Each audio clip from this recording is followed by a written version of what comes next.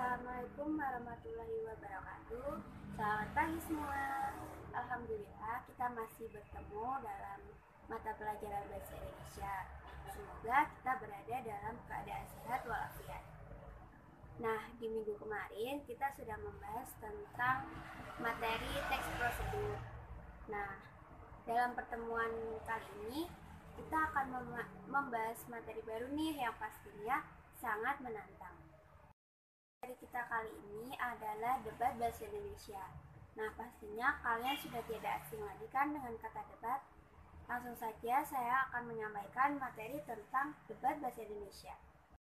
Yang pertama yaitu tentang pengertian debat. Debat adalah kegiatan adu argumentasi antara dua belah pihak atau lebih dalam bentuk perorangan atau kelompok dalam mendiskusikan dan memutuskan suatu permasalahan atau perbedaan. Sementara, menurut Henry Tarigan, debat adalah suatu kegiatan saling adu argumentasi antar pribadi atau antar kelompok manusia untuk menentukan baik tidaknya suatu usulan tertentu yang didukung suatu pihak pendukung dan disangkal oleh pihak lainnya atau penyangkal. Memiliki manfaat dan fungsi. Ada 4 fungsi dan manfaat dari materi debat. Yang pertama yaitu untuk melatih mental dan keberanian, karena dalam praktiknya debat melatih kita untuk berani mengemukakan pendapat di depan umum. Yang kedua yaitu meningkatkan kemampuan solutif. Nah, karena debat itu membahas sebuah permasalahan, kita juga harus mampu untuk memberikan solusi dari masalah tersebut. Yang ketiga yaitu memantapkan pemahaman konsep. Nah, dari materi debat di sekolah menengah atas ini juga melatih siswa untuk mengetahui seberapa jauh pemahaman siswa terhadap materi tersebut. Yang keempat yaitu untuk melatih sikap kritis, karena dalam debat kita juga belajar untuk berpikir kritis atau critical thinking. Debat memiliki 5 ciri-ciri. Yang pertama yaitu terdapat 2 sudut pandang, yaitu tim afirmasi dan tim negatif. Yang kedua yaitu ada proses saling mempertahankan pendapat. Yang ketiga yaitu adanya adu argumentasi yang bertujuan untuk memperoleh kemenangan. Yang keempat yaitu sesi tanya jawab yang bersifat terbatas dan bertujuan untuk menjatuhkan pihak lawan. Yang kelima yaitu adanya pihak yang berperan sebagai penengah yang biasanya dilakukan oleh moderator. Juga tujuan dari debat. Secara umum, debat bertujuan untuk mendiskusikan atau memutuskan masalah atau perbedaan atas suatu hal. Namun selain itu ada juga tujuan debat yang lainnya, antara lain yang pertama yaitu melatih keberanian mengemukakan pendapat. Yang kedua, melatih mematahkan pendapat lain. Yang ketiga, melatih meningkatkan kemampuan merespons suatu masalah.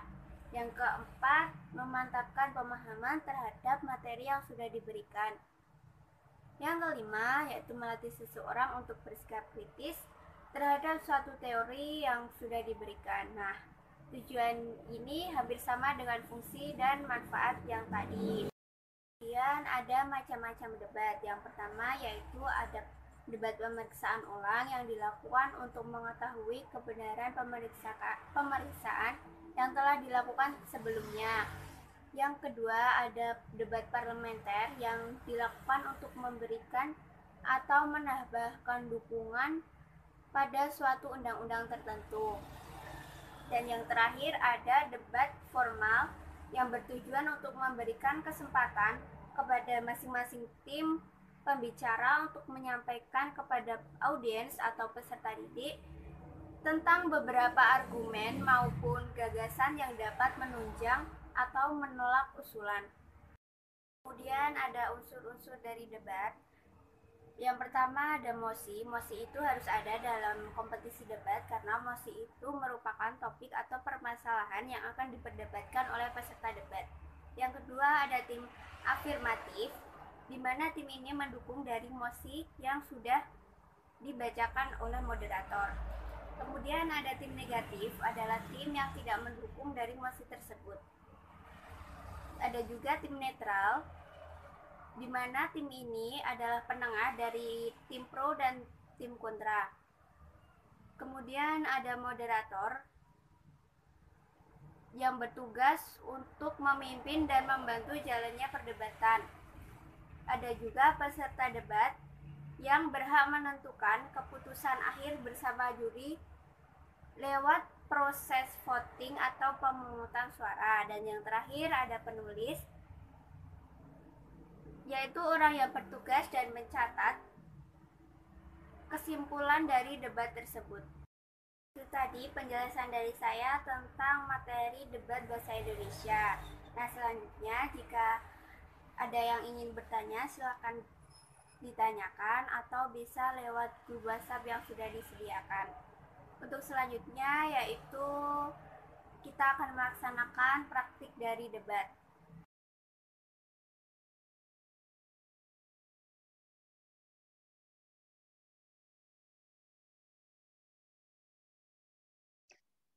Mohon maaf Ibu, suaranya tidak terdengar.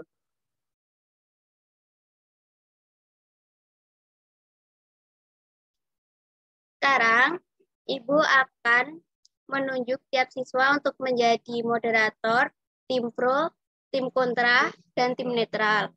Untuk yang menjadi moderator yaitu Dwi, yang menjadi tim pro itu Dina, yang menjadi tim kontra Tito, dan tim netral Ibnu.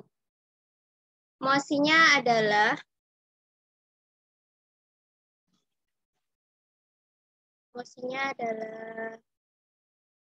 dibukanya pembelajaran tatap muka pada semester genap di masa pandemi COVID-19. Kemudian Mbak Dwi untuk memulai debat. Baik, Ibu. Pada tanggal 20 November 2020, Menteri Pendidikan dan Kebudayaan Nadiem Makarim mengumumkan bahwa pemerintah sudah mencabut aturan larangan sekolah tatap muka di masa pandemi COVID-19.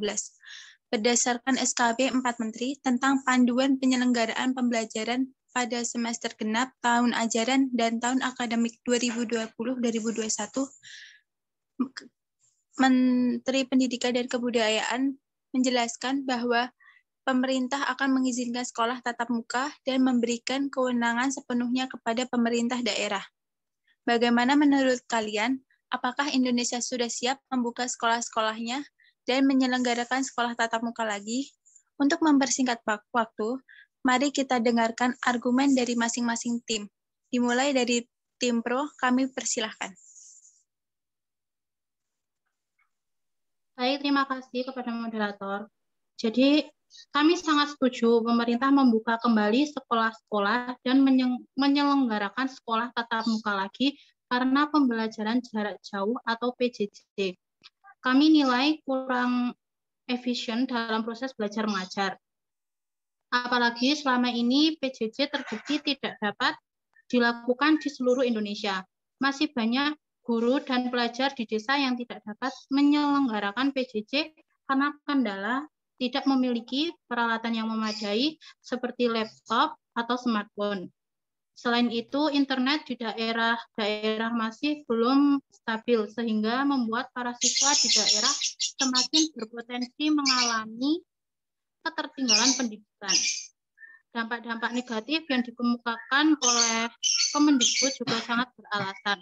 Oleh karena itu, kami mendukung dibukanya kembali sekolah-sekolah dan diadakannya kembali pembelajaran tatap muka.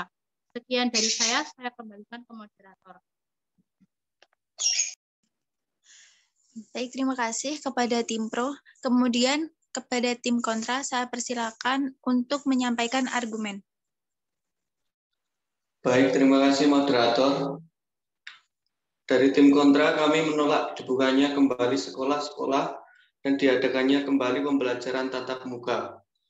Dalam kondisi pandemi yang semakin memperhatikan di Indonesia saat ini, Lebih baik rencana pemerintah ini ditunda dulu. Kami khawatir bila pemerintah masih bersikeras membuka sekolah dan mengadakan pembelajaran tatap muka, akan ada banyak klaster baru COVID-19. Memang PJJ tidak dapat sepenuhnya dilaksanakan di seluruh Indonesia, tapi kami pikir kesehatan dan keselamatan masyarakat Indonesia jauh lebih penting dibandingkan memaksakan diri untuk membuka kembali sekolah-sekolah. Apalagi jumlah kasus baru positif COVID-19 semakin melonjak naik. Sekian argumentasi dari saya kembalikan ke Terima kasih kepada tim kontra. Selanjutnya tim netral, saya persilakan untuk menyampaikan argumen. Baik, terima kasih. Sebagai tim netral, kami bisa memahami masing-masing argumen yang telah disampaikan oleh tim pro maupun tim kontra. Kami setuju bahwa pembelajaran jarak jauh yang tidak dapat dilaksanakan di seluruh Indonesia membuat banyak siswa di daerah yang mengalami ketertinggalan. Tapi kami juga setuju pula kalau dengan memaksakan dibukanya sekolah-sekolah pada masa pandemi ini, yang semakin mengkhawatirkan ini dapat menimbulkan banyaknya klaster baru di sekolah-sekolah yang dipaksakan untuk dibuka.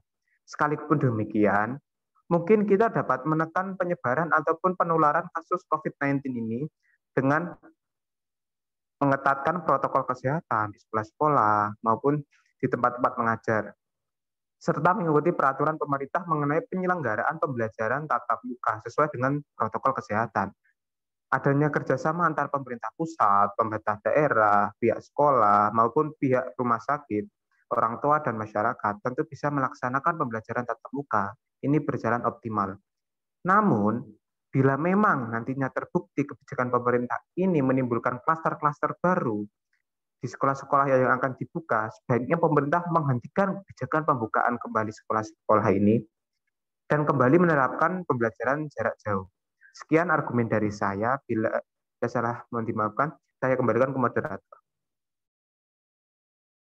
Baik, setelah mendengarkan argumen dari masing-masing tim, kita bisa menarik kesimpulan bahwa dibukanya sekolah tatap muka di masa pandemi COVID-19 bisa dilakukan dengan kerjasama antara pemerintah pusat, pemerintah daerah, pihak sekolah, pihak rumah sakit, dan masyarakat.